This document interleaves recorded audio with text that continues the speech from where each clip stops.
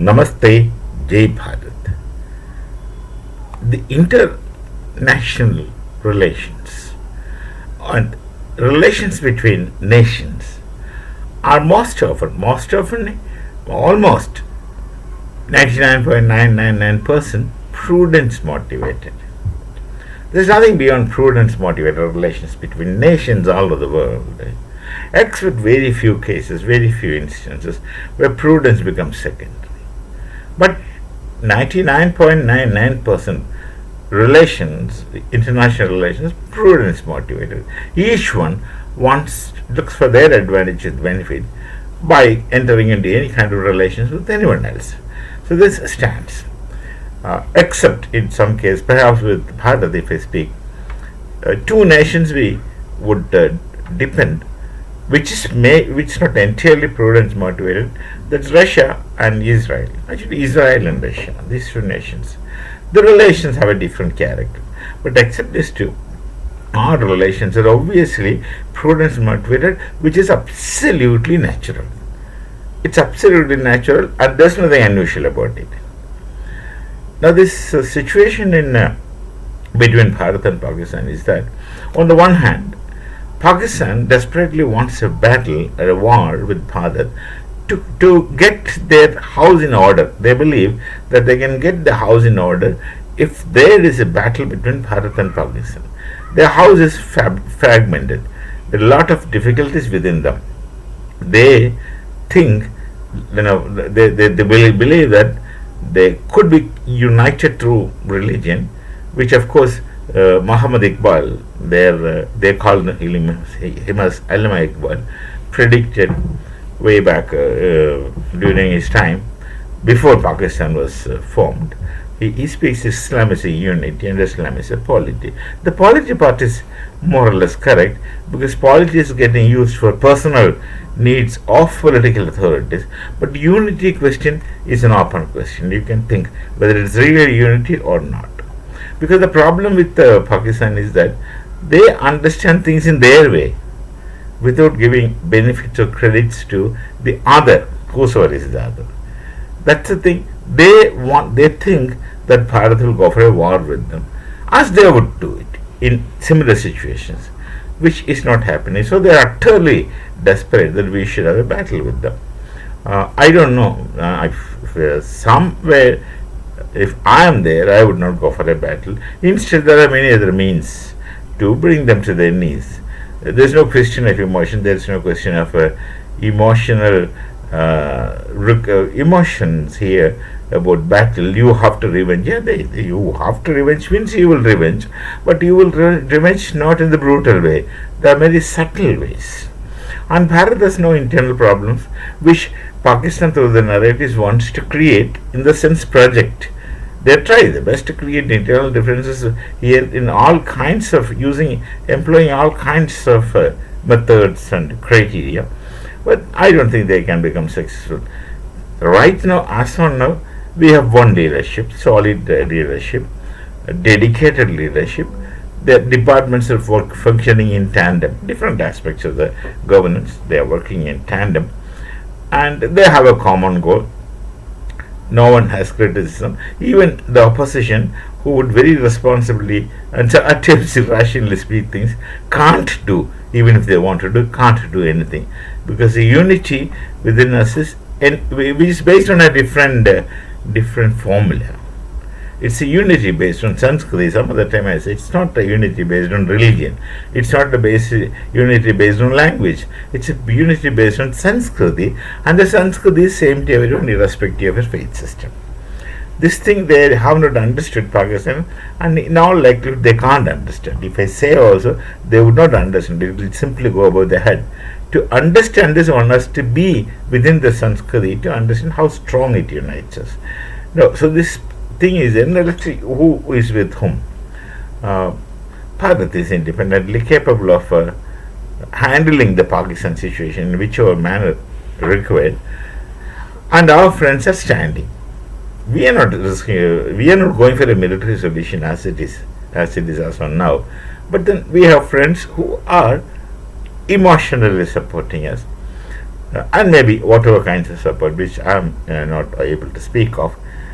Now let's see the other nations. See, look, China. Two nations are soft corner for Pakistan. Again, that's prudence motivated, absolutely, this undoubtedly. China's market is Pakistan, and Pakistan depends for everything in China. For right from buying motorcycles to whatever. And China is happy selling. China is a big seller. China is a big manufacturer, biggest manufacturer in the world and biggest seller. And they losing the market elsewhere. Pakistan, whatever they buy, is a steady market for China. That's number one. Number two is Russia. Russia is not explicitly against Pakistan, but when it comes to Bharat, Russia is with Bharat. Now look at the interesting relationship between China and Russia. They're friends. They're friends. And if you look at China, China has border problems with everyone. Everyone they have border problems. They encroach into others' property. This is a Chinese normal thing with everyone. But Russia shares the longest border with China, and why China doesn't have any problems with Russia? It's not communism. Neither China is communist nor Russia is communist. Russia, of course, left communism long back. But China says they use communist. China is interesting. This is an interesting combination of communist dictatorship with capitalistic economy. That's what China is doing. This is something which Marx must have never dreamed of, and other theorists also must have never dreamed of. This is what they do. So it's not communist relation. It's a relation again based on prudence. Longest border. Why China is not encouraging into Russia? Because China knows the Russian army. China understands Russian army is very formidable. I do not know who is better and who is not better. Definitely Russia must be better in all kinds of terms. So they can't afford to have a conflict with Russia. They have longest border also between them. So this is their relations. And then this Turkey. Turkey has a historical background. Once upon a time, Turkey was the caliphate. The caliphate would mean that they become Islamic world leader. And Turkey had been dreaming from long time to combat the Islamic supremacy authority. And it's British who had dissolved the caliphate. And from that day, Turkey wanted to get back their glory. They wanted to be the head of Islamic states. And that Khilafat movement, way back, much before our independence, before 1920s, I suppose, the Khilafat movement, they unleashed the entire world. And Bharat has nothing to do with Khilafat movement. Bharat should not have involved, but our Bapu, Mahatma Gandhi, jumped in the Khilafat movement at the instance of the Ali brothers, who wanted to support the Khilafat movement, much against. And many leaders like Tagore himself was not interested in, because it's not our game. It's not our problem. It's a problem of Turkey. Why should we go and support them? Whatever is the case. So this took place, and as a result, you see, in 1921, there were a lot of Islamic upsurge in Bharat, especially in southern part of Kerala. There was a riot against the Hindus. What you see in Pahalgam now explicitly happened in Kerala, especially in the northern part of Kerala, which is called as Malabar. In 1921, Hindus were selected and annihilated by these leaders because they wanted to establish a caliphate in that region, and then subsequently get affiliated or create affinity with Turkey, etc. So this resulted in massacre of the Hindu families. The neighbor who had a cup of tea with the Hindu neighbor in the evening, at night he goes and kills the entire family. This kind of things took place. Then this, of course, later the liberal left historians whitewashed it as a freedom struggle. How amazingly ridiculous!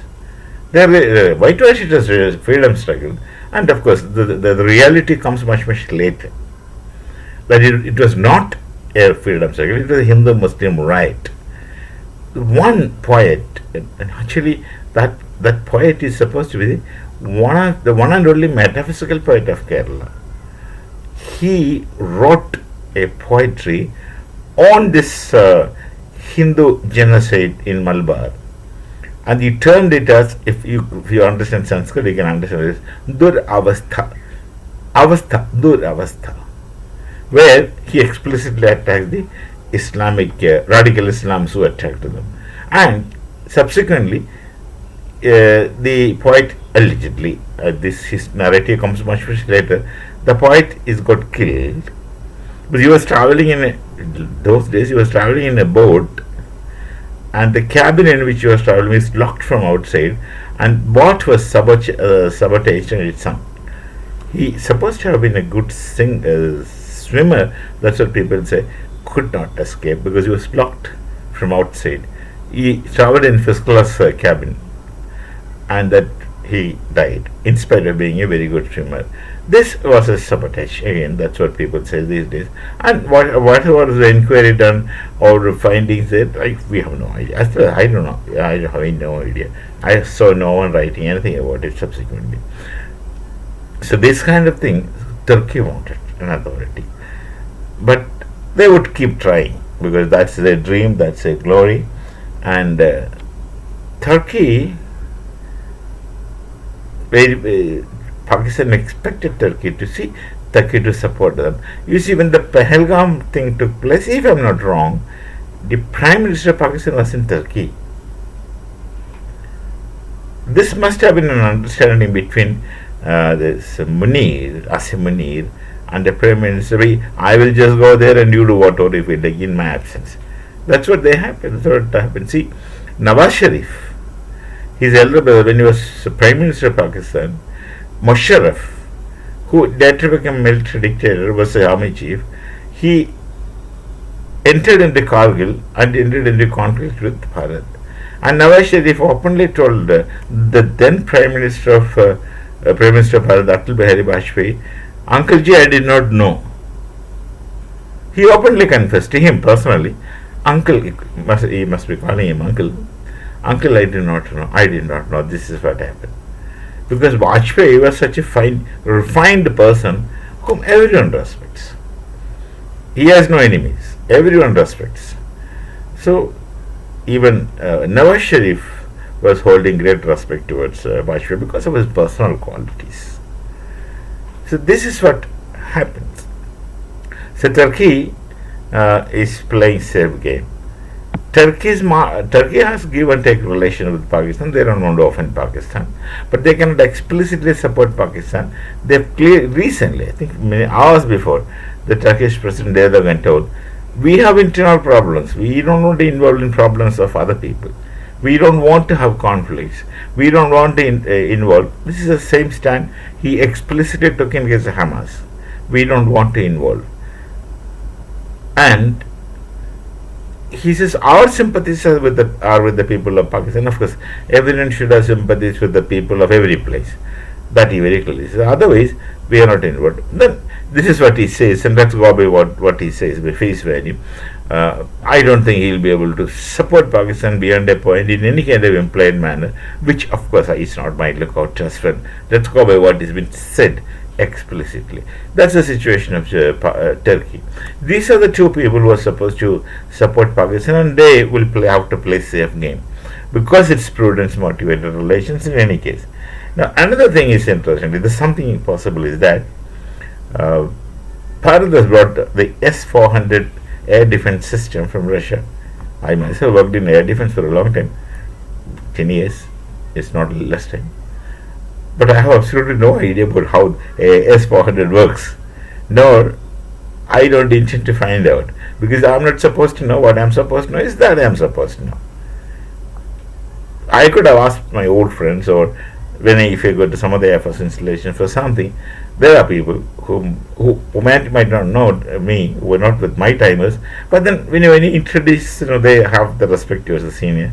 I could have asked them, "Hey, how does it work?" But I never asked, I never discussed about this kind of things.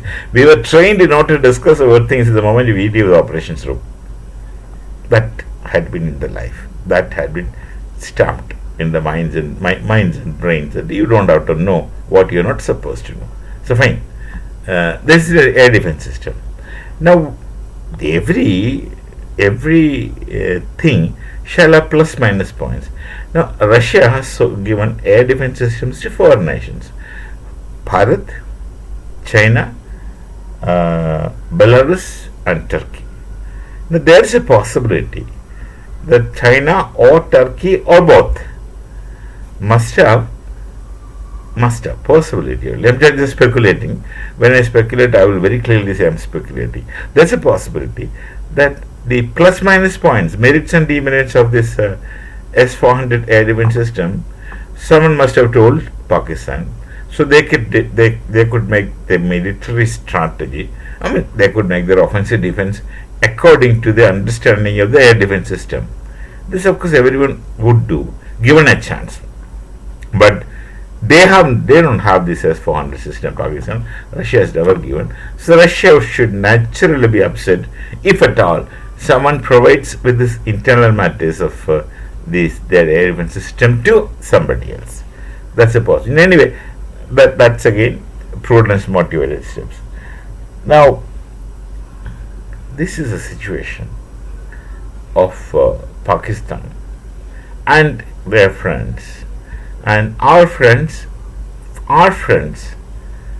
we are not planning for battle, though we prepare. Naturally, for everyone has to prepare. But I don't think we have any intention to attack Pakistan. We have intentions of revenge, of course, but then there are ways of revenging other than military option. With Pakistan, we have a lot of ways of revenging military option. Look at the US, how they are suffocating China. That's the best option. Instead of sending their soldiers and getting them killed in unfriendly and unknown terrain, best option. This is the best option.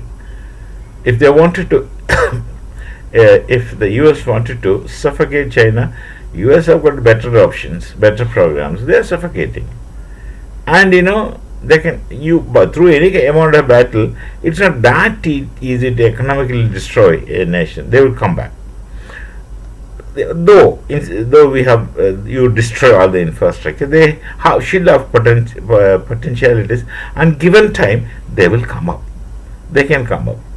But this kind of suffocation is closing all the avenues to become economic power again, because the very basis on which China has become economic power is getting pulled out. Those foundations are getting destroyed.